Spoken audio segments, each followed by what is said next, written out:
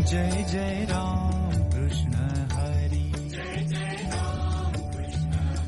हरे कृष्ण कृष्ण कृष्ण हरे हरे, हरे राम राम राम हरे हरे, हरे कृष्ण कृष्ण कृष्ण हरे हरे, हरे राम राम राम हरे हरे। श्री राम चरितमानस। जब ब्रह्मा जी ने वह भगवान के प्रकट होने का अवसर जाना, तब उनके समेत सारे देवता विमान सजा सजा कर चले। निर्मल आकाश देवताओं के समूह से भर गया। गंधर्वों के दल गुणों का गान करने लगे और सुंदर अंजलियां में सजा सजा कर पुष्प बरसाने लगे। आकाश में घमाघम नगाड़े बजने लगे। नाग मुनि और देवता स्तुति करने लगे और बहुत प्रकार से अपनी अपनी सेवा उपहार भेंट करने लगे। देवताओं के समूह विनती करने अपने अपने लोक में जा पहुंचे। समस्त लोगों को शांति देने वाले जगदाधार प्रभु प्रकट हुए।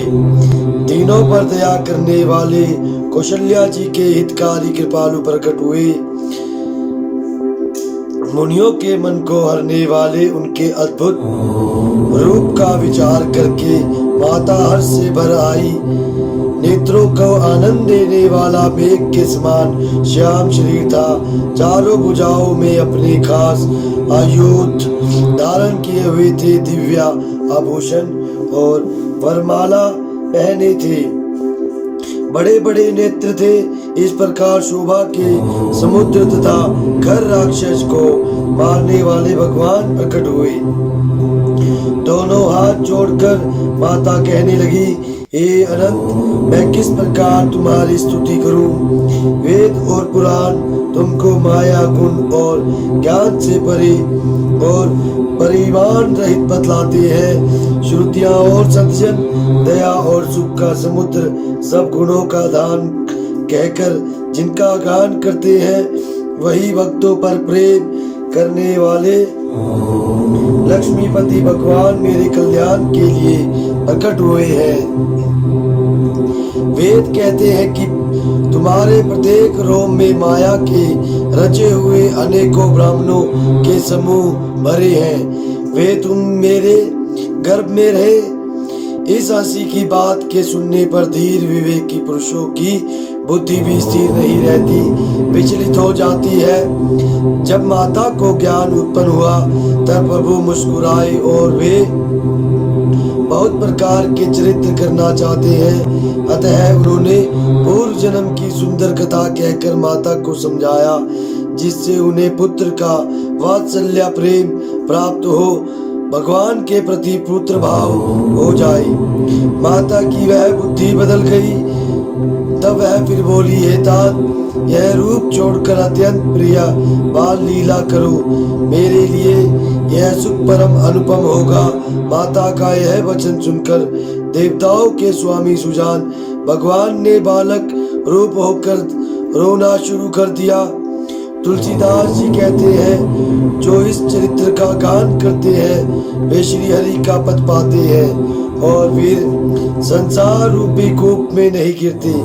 ब्राह्मण को देवता और संतों के लिए भगवान ने मनुष्य का अवतार लिया।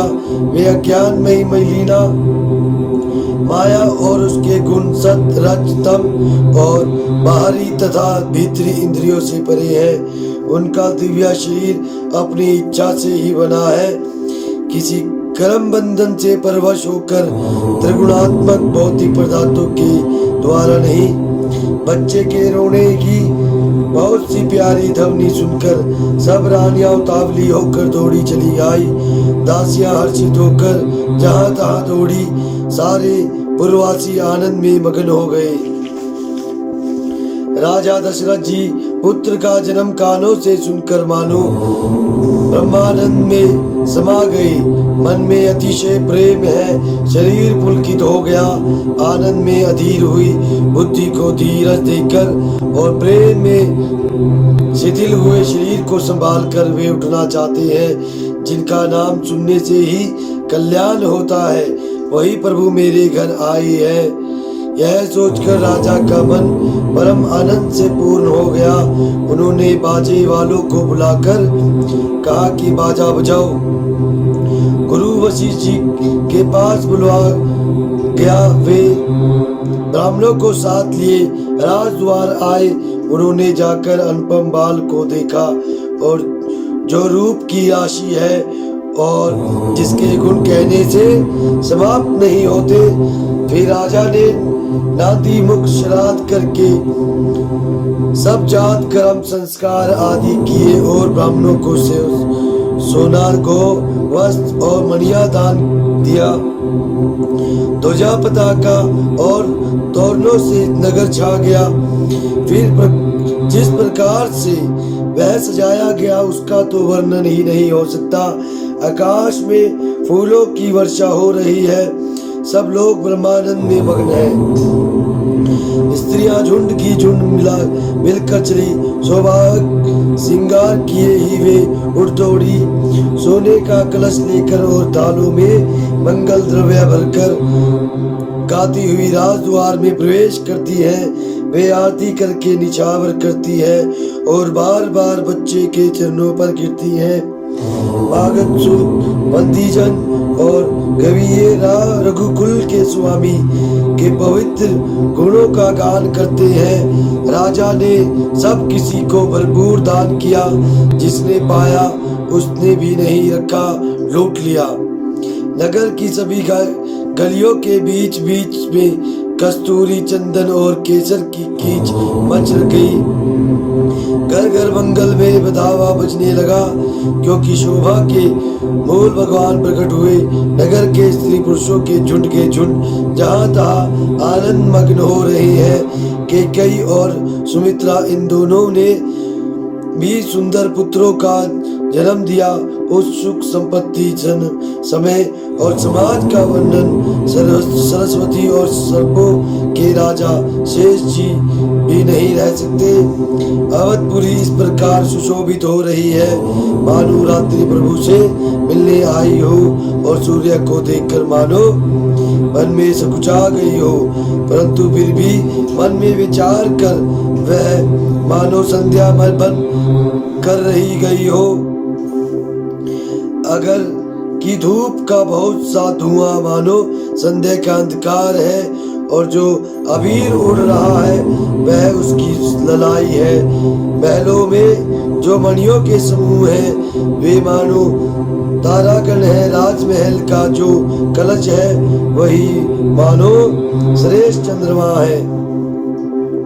राजभवन में जो अति कोमल वाणी से वेद ध्वनि हो रही है वही मानो समय से समयानुकूल सनी हुई पक्षियों की चहचहाट के है। या कौतुक देखकर सूर्य भी अपनी चाल भूल गए।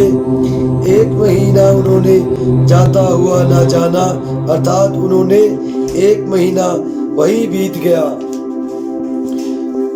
महीने भर का दिन हो गया, फिर रहस्य को कोई नहीं जानता। सूर्य अपने रथ सहित वहीं रुक गए। फिर रात किस तरह होती यह रहस्य किसी ने नहीं जाना। सूर्यदेव भगवान श्री राम जी का गुणगान करते हुए चले। यह महोत्सव देखकर देवता मुनि और नाग अपने भाग्य की सराहना करते हुए अपने अपने घर चले। हे पार्वती, तुम्हारी बुद्धि श्री राम जी के चरणों में बहुत दृढ़ है, इसलिए मैं और भी अपनी एक चोरी छिपाव की बात कहता हूँ, सुनो। काग बसुंडी और मैं दोनों वहाँ साथ साथ थे, परंतु मनुष्य रूप में होने के कारण हमें कोई जान न सका।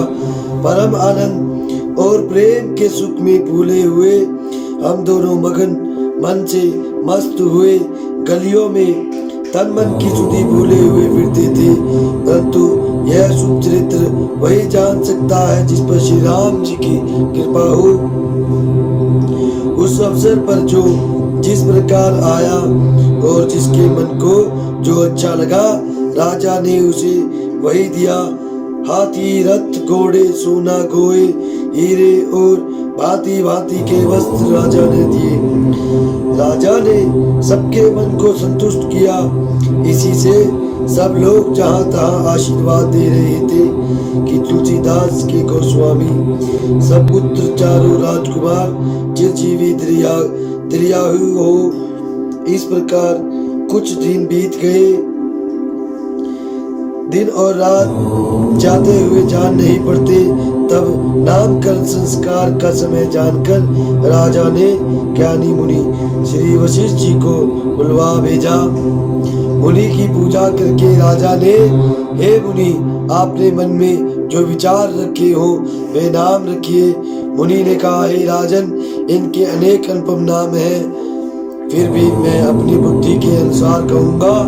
ये जो आनंद के समुद्र और सुख की राशि है, जिस आनंद सिंधु के एक कण से तीनों लोग सुखी होते हैं, उन आपके सबके बड़े पुत्र का नाम राम है, जो सुख का भवन और संपूर्ण लोगों को शांति देने वाले हैं, जो संसार का भरण पोषण करते हैं। और आपके दूसरे पुत्र का नाम भरत होगा, जिनके स्मरण पात्र से शत्रु का नाश होगा। उसका वेदों में प्रसिद्ध रघुत्र नाम है, जो शुभ लक्षणों के धाम श्री राम जी के प्यारे और सारे जगत के धार है। गुरु वशिष्ठ जी ने उनका नाम लक्ष्मण ऐसा श्रेष्ठ नाम रखा। गुरु जी ने हृदय में विचार कर ये नाम रखे और कहा, हे राजन, तुम्हारे चारों पुत्र वेद के तत्व साक्षात पर भगवान हैं। वे मुनियों के धन, भक्तों के सर्वस्व और शिव जी के प्राण हैं। उन्होंने इस समय तुम लोगों के प्रेम वश बाल लीला के रस में सूखा माना है। बचपन से ही श्री रामचंद्र जी को अपना परम हितैषी स्वामी जानकर लक्ष्मण जी ने उनके चरणों में प्रीति जोड़ ली। भरत और सघुत दोनों भाइयों में स्वामी और सेवक की जिस प्रीति की प्रशंसा है, वैसी प्रीति हो गई। हरे कृष्ण कृष्ण कृष्ण हरे हरे, हरे राम राम राम हरे हरे। हरे कृष्ण कृष्ण कृष्ण हरे हरे, हरे राम राम राम हरे।